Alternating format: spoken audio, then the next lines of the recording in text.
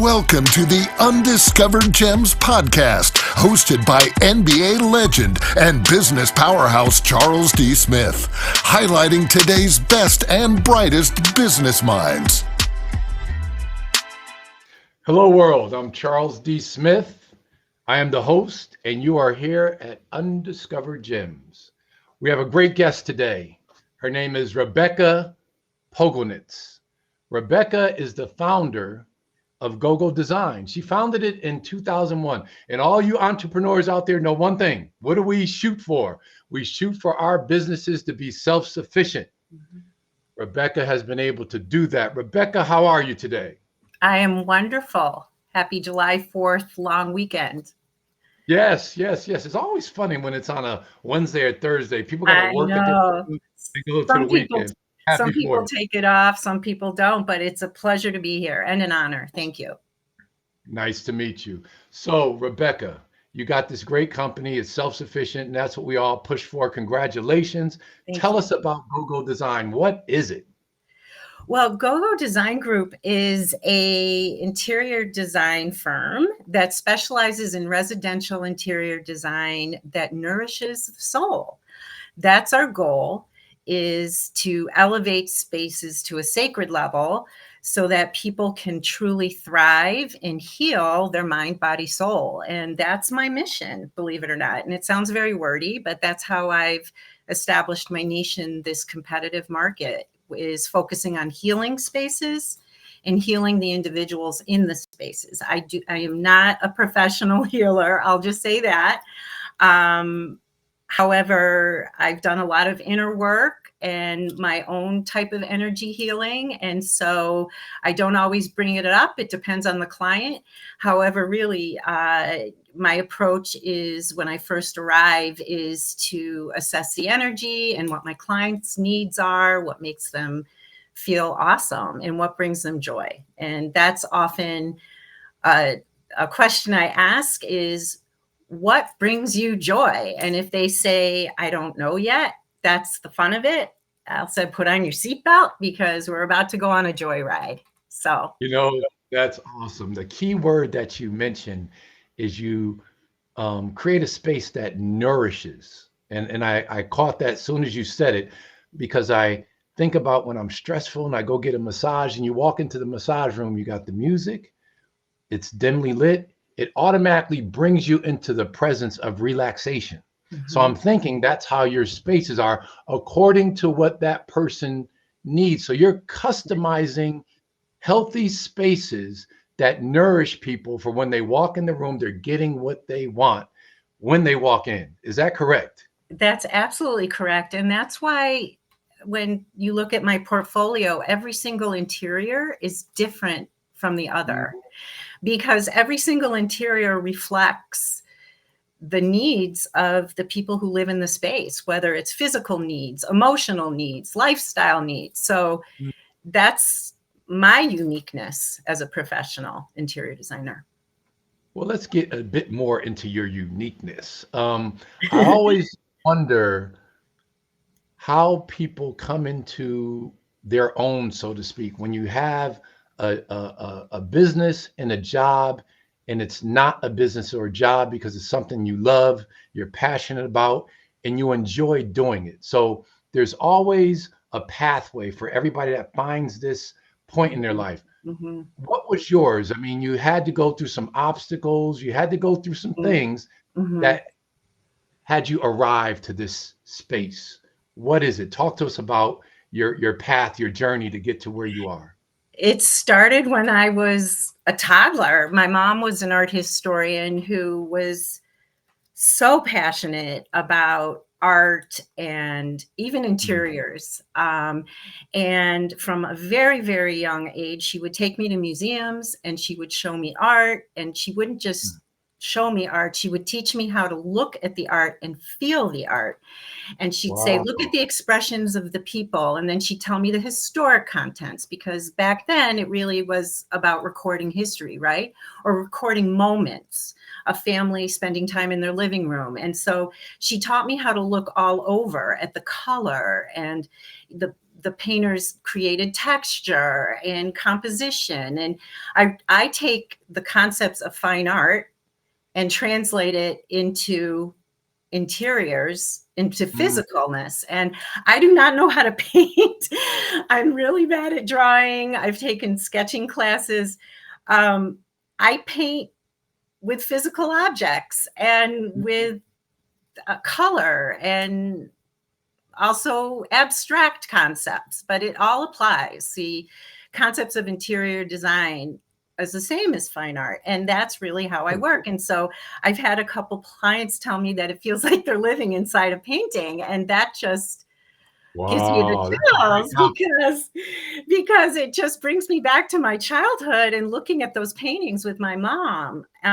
So that's how it all began. And then after my divorce in 2012, I rebranded into GOGO with my first, well, I've had lots of mentors along the way. Oh my goodness. Whenever I needed them, I had mentors in my life. And my first business coach helped me rebrand to GOGO. And he introduced me to people like Brene Brown. And believe it or not, okay, I was already in my 40s when I discovered Eckhart Tolle, you know, all that stuff. But I started applying all that to my work and my own personal growth because I had a lot of personal growth, physical growth. You know, I went through a body transformation, everything that translated into GOGO Design Group. And when I rebranded to GOGO, people will see the GOGO boot is my trademark. And that even draws back to my childhood when I had this red patent leather raincoat. And I'd put that raincoat, and I didn't have a very happy childhood, but I went into another world. I felt like a superhero when I wore that raincoat. And so I thought of red patent leather and GOGO. And I grew up in the 60s and 70s, well, really the 70s. And I have a penchant for 70s fashion. And so it just all clicked. And GOGO means, you know, always on the go-go. And it was a very unusual brand transformation, and it's stuck. People call me GOGO to this day. Wow. My name is GOGO now. Well, look, your transformation and your journey, I'm sure the audience that's listening now can identify why you're able to do what you do and why your clients are so satisfied with your work to say, I mean, that's a huge compliment to say, I feel like I'm sitting in a painting and they're in a physical. Yeah, isn't that awesome? Mm-hmm. Oh, I never heard that. That is an awesome compliment. Congratulations. Thanks. So now on building GOGO, where do you get your products in to create these spaces? How do you choose these products? I know it's customizable to the person, but how do you choose what you're actually going to give them? How do you go about that?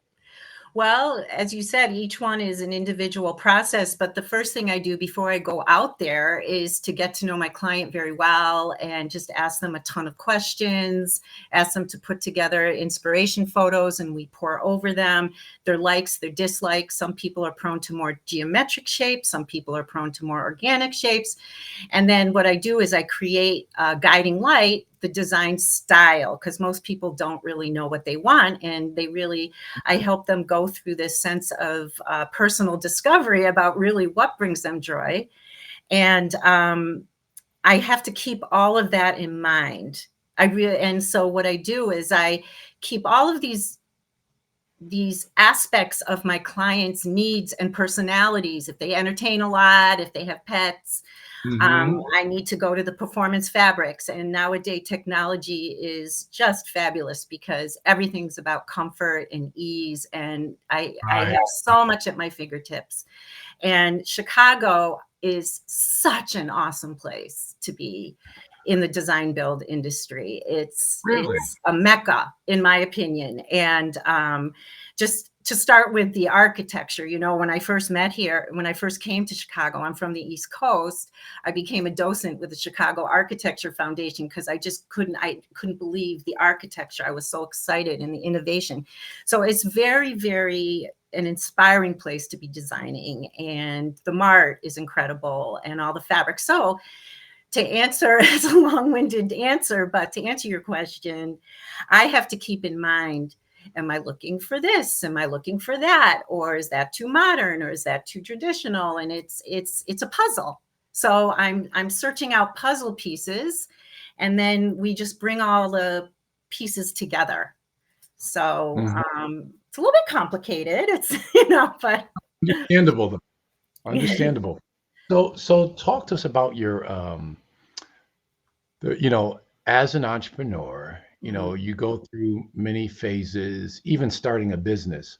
I think I really believe, this is just my opinion, that the most successful entrepreneurs were so unsure of themselves at the beginning. And it's those key points and indicators along the way that give them the passion and the boost to say, I can do this. And then they go fast, they're very clear and very intentional and become successful. Did you have self-doubt? Well, certainly, the self-doubt, I look at my professional life also as a personal life, because as you work on the personal, then the professional evolves, right, alongside. So of course, and I still do have self-doubt, and my colleagues who excel, we're human beings, right? The key is some people have a little more self-confidence dependent upon their path and the people in their life from birth to the present day. So everyone has those different degrees, but I think as human beings in general, it's human nature to have self-doubt. So absolutely. I'm still working on that. I am a work in progress, and maybe that's why I keep growing and learning. And it has not been easy. I consider myself a tortoise in the race. But I just keep going. But I can't keep going without my people and my colleagues who believe in me, because that's what I would recommend is, whenever you're just feeling like you're not believing in yourself, turn to someone who does, whether it's a family member or, because that's critical. And I'm still trying to figure out and internalize, what exactly does that mean, believing in myself? I'm super sensitive about those things. So it's tough. I still do it. I still have the insecurity, and but I forge through. It's just, I think the key is just, it's okay to be fearful and to be scared. But I think really courage is when you are fearful and you just push through anyway. And that's what I do. And God gave me that, along with God. Somehow he became, I connected on a very deep level with God, and he was the wind beneath my wings, and he puts people in front of me, and I just keep going. I'm going to keep going. And I have, I'm 60 years old. I have no intentions of retiring, because I think that's what I need to be doing now, is just forging ahead and seizing opportunities, but balancing that with life, of course, because I've burnt out a couple times. So, and Right. Speaking of self-doubt, I actually left my business 2 times. Over COVID, I went to work with another designer, and that didn't work. And then I wasn't believing in myself when the bank accounts were depleted, joined another designer, that didn't work. And I just looked at it as the universe telling me, Rebecca, GOGO is your mission on this earth. GOGO is your purpose here. And so I am not giving up on myself or GOGO ever again. Wow. So Sounds like that self-doubt was replaced over time with faith. And you just kind of, yes. And I was at faith. Absolutely. Absolutely. wow. And we all struggle with that, right? No matter what your relationship is with God. And I hope I'm not, that's just who I am. So that's why I'm speaking about this, because it's really helped me. It's helped me. Right. So. Well, it sounds like with your business, you bring your mind and your heart into every decision and everything that you do. And that's very unique and special for people that can do that. Let's talk about your footprint, your geographical region, the area that you work? Are you in Chicago, New York? Are you all over the country? Where are your clients? How can they find you? How do you Mhm. work with them? Well, I'm based in the Chicago area. I've done a project in Minneapolis. I've done virtual work in California. I helped clients create their winter home in Austin. Basically, have work, will travel. I love going to other cities and meeting the vendors there and working there. And so I am available anywhere. My dream is to work in Europe. Italy, I'm obsessed, but I know they do business very differently there. I don't know if I'd survive there, but Mhm. have work, will travel. I just want to, it sounds kind of woohoo, but I really just want to spread the GOGO message as far as I can. And it doesn't matter where it is. So, Right. Talk about, and by the way, you mentioned Europe. I tend to do some work in Africa. That's an amazing place with spaces and culture and art, and oh my that's goodness, yes. maybe about that as well. Maybe one day you'll end up working there. Who I would knows? love But it. talk to us about your mentors. What Mhm. you mentioned, what mentors did you have along the way, and can you identify what mentor had the biggest impact on you?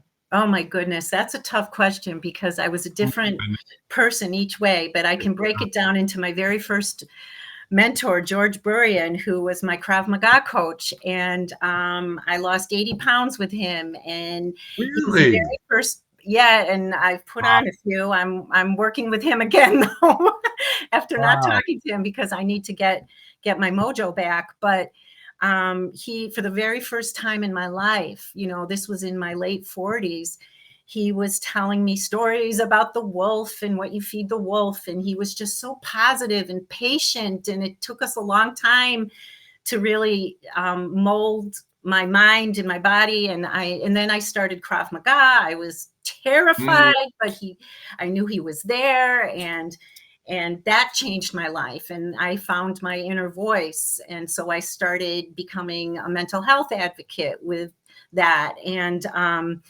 And then my next mentor was my first business coach. So I took what George taught me and continues to teach me. And then I met James Lynch, and he taught me to embrace my quirkiness.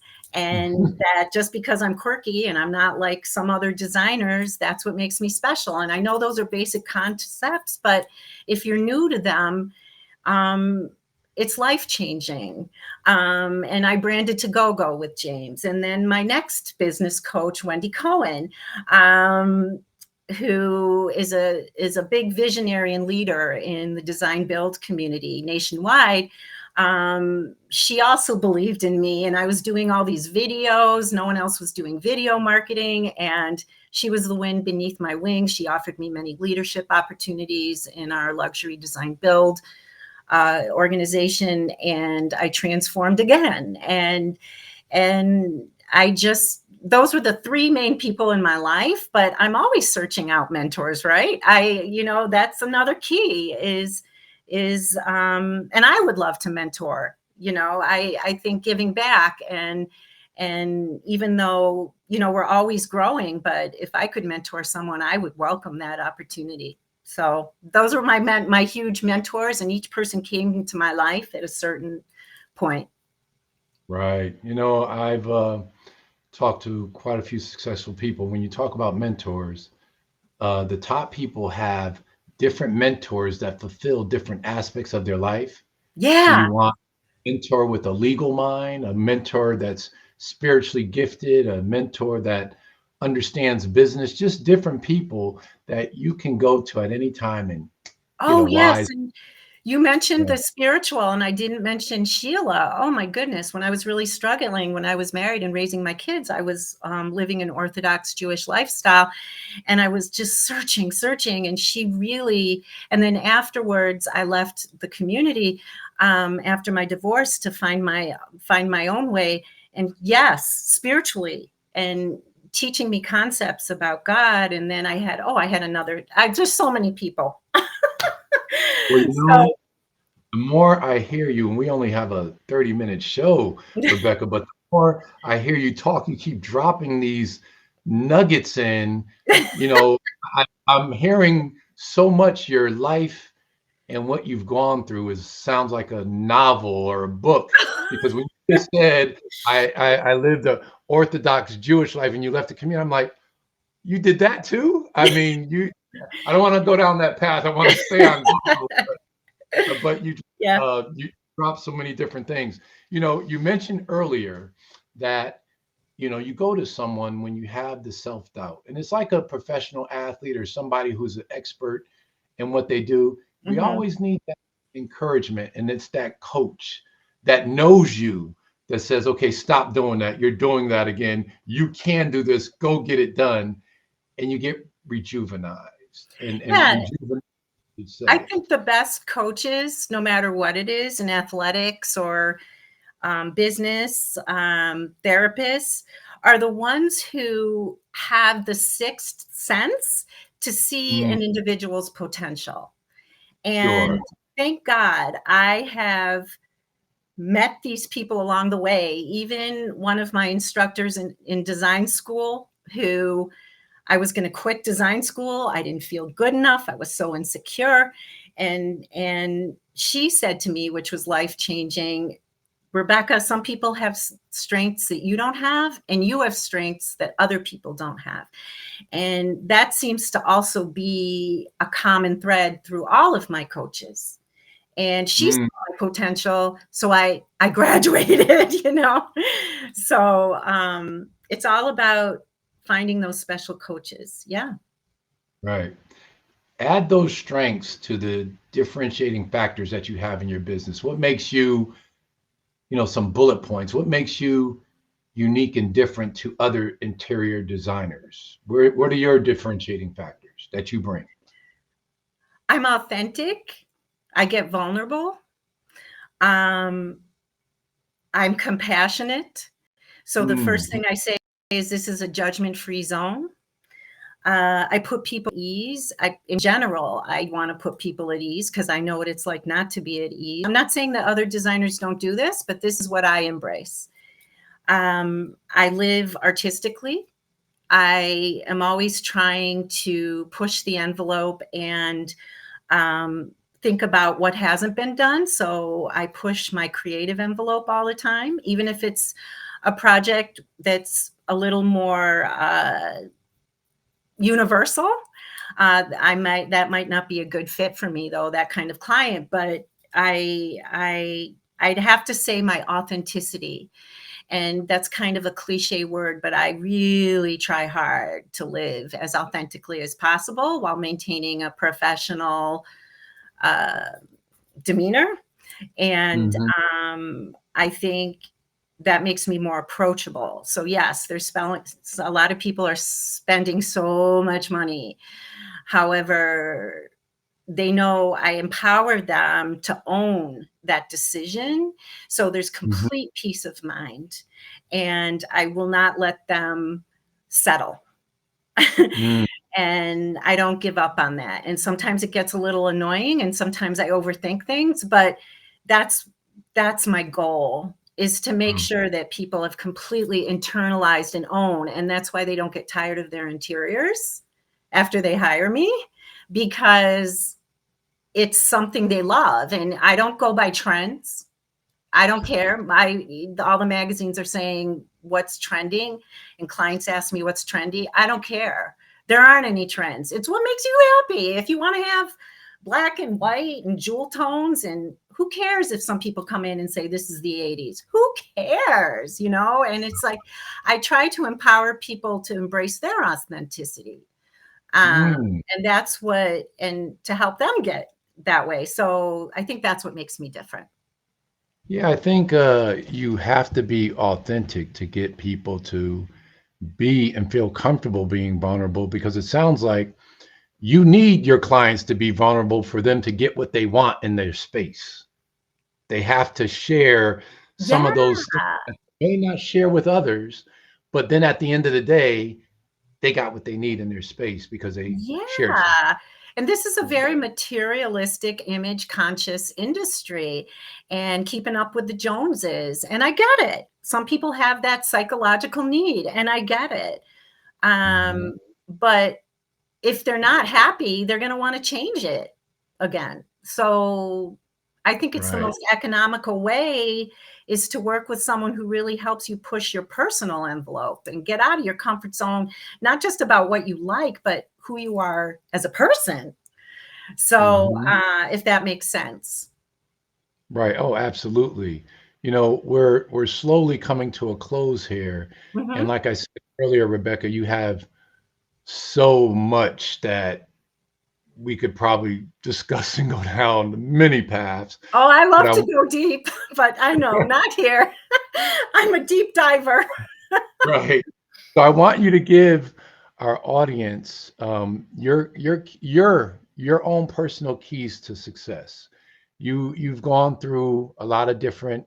You've reinvented yourself quite a few times. Oh, yes, I've had many different hairstyles and this and that. Yeah. Right. In the loss of 80 pounds. Oh my gosh. But what is your keys to success that you can share with people that are listening, that are entrepreneurs and they want to be successful? What would you tell them? I don't want to say believe in yourself because that's a hard concept. I would say work on your sense of self-discipline and perseverance, and reach out for help. Don't feel ashamed. Always reach out for help. No question is a stupid question. And tap into really what makes your heart sing and what you really love, because it's so much easier to keep going and do that marathon, because I'm still on the marathon. I'm like on the second mile here. I've got a lot to go. But just if you love what you do and take the time to search that out, then you can make anything happen. And that's what I tell my kids. So, and there will be setbacks, and just be, and again, what is it? 7th times fall down, 8th time get up, or whatever. I may have that wrong. But do not look at the setbacks as failures, which sometimes I get into that rabbit hole, that failures are better almost than success, because you learn from the failures, and just having the courage and perseverance to keep going. And if you feel like you can't keep going and you can't take another step, ask for help. Have someone hold your hand to take that step. And that's how I've survived. Actually, literally, personally and professionally. Professionally, key word, Rebecca Pogonitz. That's why you're the professional of the year. And you've shared so much in a short period of time. Thank you for coming on the show, Undiscovered Gems, and dropping a lot of gems on our audience. What a great show. And you're a terrific person. And I can see why you're very successful at what you do, because it's different from everybody else's what you do. So thanks for coming on and sharing. Oh, thank you so much. This was a lot of fun, and I appreciate you listening and everything. That's what I had to say. All right. So. Great talking to you. And hope to see you again. Okay. Have a great weekend. You got it. You too. Peace. We hope you enjoyed this episode of Undiscovered Gems with our host, Charles D. Smith, highlighting today's best and brightest business minds. Brought to you by Pods Entertainment Group.